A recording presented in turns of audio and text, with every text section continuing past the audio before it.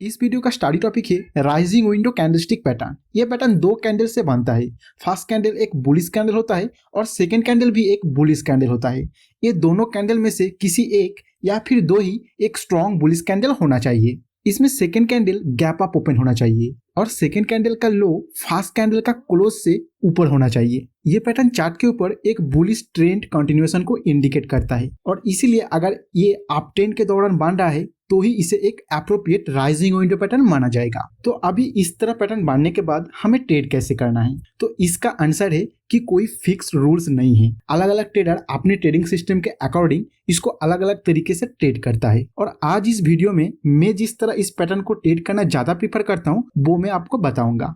तो शुरू करते हैं। स्टॉक एटलीस्ट कुछ सेशन अप ट्रेंड में होना चाहिए, फिर उस अप ट्रेंड के दौरान हल्का सा पुल बैक आना चाहिए, फिर ये पुल बैक किसी एक जगह सपोर्ट लेके वापिस सेम अप ट्रेंड कंटिन्यू करते वक्त ये पैटर्न बनना चाहिए। और पैटर्न के अंदर क्या क्या होना जरूरी है वो मैं आपको वीडियो का पहले समझा दिया। अभी मैं देखता हूँ इस पैटर्न का सेकेंड कैंडल का जो वॉल्यूम है वो प्रीवियस कुछ वॉल्यूम से ज्यादा हो, तो मेरे हिसाब से यही हो गया एक हाई प्रोबेबिलिटी सेटअप इस पैटर्न को बाय करने के लिए। इसमें बाय करना है सेकेंड कैंडल सेशन के दौरान ही, कैंडल क्लोज होने से जस्ट पहले। नेक्स्ट कैंडल का कंफर्मेशन का वेट करोगे तो इस सेटअप में ज्यादा चांस रहेगा कि प्राइस फिर से गैप अप ओपन होके और ऊपर चला जाने का। तो आपका entry level and stop loss level का जो डिफरेंस है वो ज्यादा हो जाएगा, जो रिस्क एंड रिवॉर्ड रेशियो को कम कर देगा। इसमें स्टॉप लॉस होगा पुल बैक पॉइंट का लो के नीचे। और एग्जिट करने के लिए वैसे तो अलग अलग स्ट्रेटजी है जो मैं आगे किसी वीडियो में शेयर करूंगा। अभी शेयर करने जाऊंगा तो वीडियो बहुत लंबा हो जाएगा, लेकिन अभी के लिए आप जान के रखिए कि जब आपको लगे प्राइस के ऊपर बायर कंट्रोल खो रहा है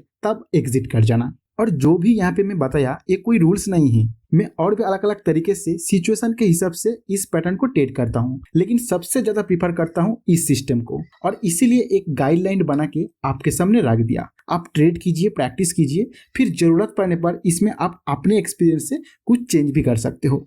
चलिए मैं आपको इस सिस्टम का पीछे जो साइकोलॉजी है उसे एक बार समझा देता हूँ ताकि आप लॉजिक को समझ के अलग अलग तरीके से इसको यूज कर पाए। देखिए, फर्स्ट कुछ सेशन स्टॉक अप ट्रेंड में जा रहा है, इस टाइम प्राइस को कंट्रोल कर रहा है बायर्स, फिर एक पुल बैक आता है। तो इस अप ट्रेंड मार्केट में प्राइस यहाँ से डाउन जा रहा है देखते हुए कई सारा ट्रेडर फेयर के वजह से अपना बाय पोजीशन सेल करता है और कोई कोई इस डाउन ट्रेंड का फायदा उठाने के लिए शॉर्ट सेल करता है। तो मतलब सप्लाई ज्यादा होता है और प्राइस सेलर का कंट्रोल में चला जाता है। फिर ये प्राइस बहुत नीचे नहीं जाता है, एक प्राइस पॉइंट पर ये सपोर्ट लेना शुरू कर देता है। फिर आता है इस पैटर्न का फर्स्ट कैंडल जो कि एक बुलिश कैंडल होता है। इस सिचुएशन में जो बायर्स है वो थोड़ा डर जाता है क्योंकि बायर्स प्राइस को एक सपोर्ट दे देता है, फिर एक बुलिश कैंडल बना देता है, तो प्राइस फिर से बायर्स का कंट्रोल में आना शुरू होता है। फिर इस पैटर्न का second candle gap up open होता है और फिर से एक बुलिश कैंडल बना देता है, साथ ही साथ वॉल्यूम भी नॉर्मल से ज्यादा होता है। तो इस सिचुएशन में प्राइस अभी पूरी तरह बायर्स का कंट्रोल में है और क्योंकि इसका मेन ट्रेंड अप ट्रेंड में है तो सब यहाँ से बाय करना शुरू कर देता है और जिन्होंने शॉर्ट सेल किया था वो पूरी तरह पैनिक में आके अपना पोजीशन एग्जिट करना शुरू कर देता है, मतलब बाय करता है। और इस तरह बहुत बाइंग प्रेशर आने के वजह से प्राइस यहाँ से ऊपर जाने का चांस इंक्रीज हो जाता है। तो आशा करता हूँ राइजिंग विंडो पैटर्न का बेसिक कंसेप्ट और उसको ट्रेड करने का सिस्टम को मैं आपको समझा पाया। आपको अगर अच्छा लगा तो कमेंट सेक्शन में प्लीज फीडबैक दीजिए। इस चैनल को ग्रो करने के लिए और इस तरह कंटेंट जिनको जरूरत है उनके पास पहुंचाने के लिए प्लीज वीडियो को शेयर कीजिए। Thank you very much for watching this video. मिलते हैं नेक्स्ट वीडियो में।